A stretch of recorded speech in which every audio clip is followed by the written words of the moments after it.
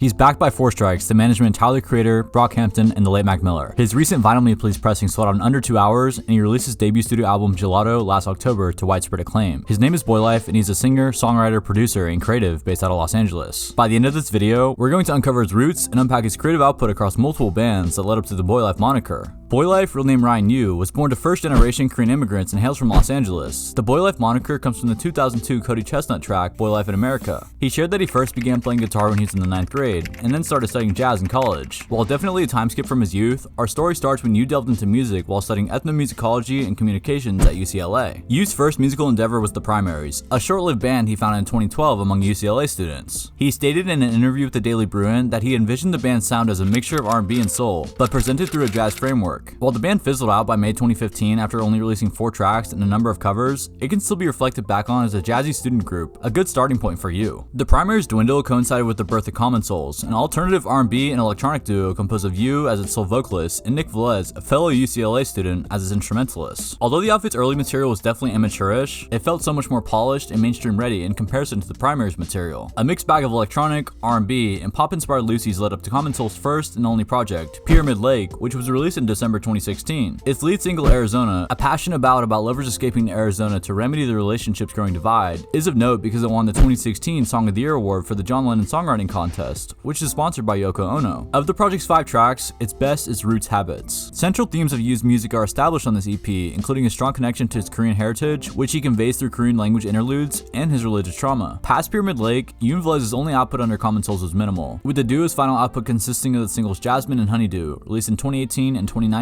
respectively. These singles' arrangements feel so confident and colorful, and are much more mature than Pyramid Lake. Before Boylife though, and while Common Souls put out these 2 singles, Yu and Velez were part of yet another outfit, Mmmonika, a 5-member band that released music from May 2019 to July 2020. Let's listen to Yu explain the band's sound, formation, and vision, but also how Common Souls, Mmmonika, and Boylife intersect. So the way it got started was, I have a couple other projects as well, and the music is like really meticulous and like a lot of micro production, and I found it just to be kind of just really creatively inhibitive to be creating. So with Mmmonika, a lot of it was an effort to just be okay with the first impulse. I suppose somewhat paradoxically, writing a bunch of songs for Mmmonika has enabled me to write more songs for Common Souls. Interesting. And so the way that it's kind of been going is I'll make songs and I won't even think about what project they're going to go into, whether it's going to be Mmmonika, Common Souls, Boylife, or nothing. While Yu depicts album rollouts and a tremendous amount of music as being in store for Common Souls, Mmmonika, and Boylife, this did not come to fruition for Common Souls or Mmmonika. Mmonika's material sounded amazing, and their very American EP is a worthwhile listen, but it's clear that Boylife took precedence. By the time Mmmonika released their final single in July 2020, Yu had already been releasing under the Boylife moniker for months. Boylife's first single was Peas, a powerful track set in the perspective of Yu's immigrant parents, with them attempting to connect with him despite their cultural and language divide and generational gaps. Throughout the track, they offer to peel peaches for him when he wakes up. In an interview, Yu spoke on this, saying that, "One way my parents expressed their love was to serve a plate with sliced fruit on it. That's sort of the central image of the song, the start and end point for me. A plate of sliced peaches." Peas remains one of my favorite Boylife songs, and is by far his most popular. Months later, Yu followed up Peas with Bummy, a hip-hop inspired track based in juxtaposition, with these constant juxtapositions reflecting his bipolar disorder. These juxtapositions go far beyond lyrics, with the instrumental and vocal effects contrasting and conflicting with each other throughout Bummy. The track's basis and juxtaposition in both lyrics and composition this way is really well done. Over the course of the next year and change, Boylife released a string of tracks including Dio, Church, Boston, Lush, and Amphetamine, all of which landed on Gelato except for Boston. While that glosses over a year of Boylife's output, the ears that these tracks reach are far more important than them individually, seeing as nearly all of them made it onto Gelato. Remember how I said that Yu was signed to Four Strikes, Tyler the Creator, Brockhampton, and the late Mac Miller's management? According to Complex, that happened sometime before April 2021, because after the signing, Yu and Nick Velez came together with Brockhampton's Bareface to produce and provide a choir for Dear Lord off of their April 2021 studio album,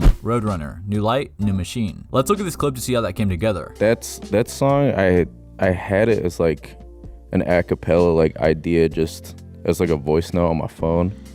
My friend Ryan, Boylife, helped out with harmonies, and then Nick as well, who's part of Boylife, did the did the keys. This injection of resources and connections that 4 Strikes provided with you was vital in shaping him into the artist we know today. While Common Souls and Mmmonika were putting out great music, they were not reaching a wide audience because they lacked industry backing. Upon signing, Boylife was getting interviews and coverage by top publications, his music rollouts became airtight, and he was getting put on with the right people. While I would love Boylife's music regardless of his level of success, there is no denying that being successful and reaching ears holds importance. On a side note, I want to clarify that Boylife's 4 Strike deal is simply management. You owns all of his music's masters. Gelato dropped in October 2021 and came in at 12 tracks with a 40-minute runtime. You describe Gelato as a self-portrait, and indeed it is. Each track is accompanied by rich depictions of his life, whether it be his bipolar disorder, depression, religious trauma, struggles to be honest with himself, complex relationship with his immigrant parents, and lustful yet intense love life. These tracks are all whole, with instrumentals, vocals, and lyrics all in tandem with each other to support these common themes across the album. The album feels so cohesive, even though it is touching on so much of You's personal life. Sonically, the album dabbles in hip-hop, alternative, R&B, industrial, and pop. In interviews, You share that Gelato's material has been worked on since 2016, and it shows. Although the album covers so much ground, it feels so purposeful and delicately crafted because across those 6 years, You only thought that 12 tracks were worthy of placement on the album. He shared that Gelato was not supposed to be an album until a few months before it was finished. I was just making songs, until I decided to knit them together into a self-portrait. These 12 tracks are the best of the best, all knitted together. Gelato is able to capture raw moments, thoughts, and themes of You's life. You has shared that this was the album's goal, with him stating that, "I like that Gelato melts and you have to enjoy it while it still holds its shape. I tried to catch the moments at the center of each song the same way." My favorite tracks from the album are Dio, with the album version featuring Bareface and Golden Eyes. While mainstream outlets did not review Gelato, it has spurred a dedicated grassroots fanbase for Boylife, and deservedly so. Gelato's vinyl please pressing sold out within 2 hours, the album's accompanying merchandise is completely sold out, and fans showed out at accompanying live shows for the album. You has said that he is impressed to release music right now. If his next body of work takes him another 5 years like it did with Gelato, I will gladly wait until 2026 if it is just as good. Thank you, this has been TORMEALL.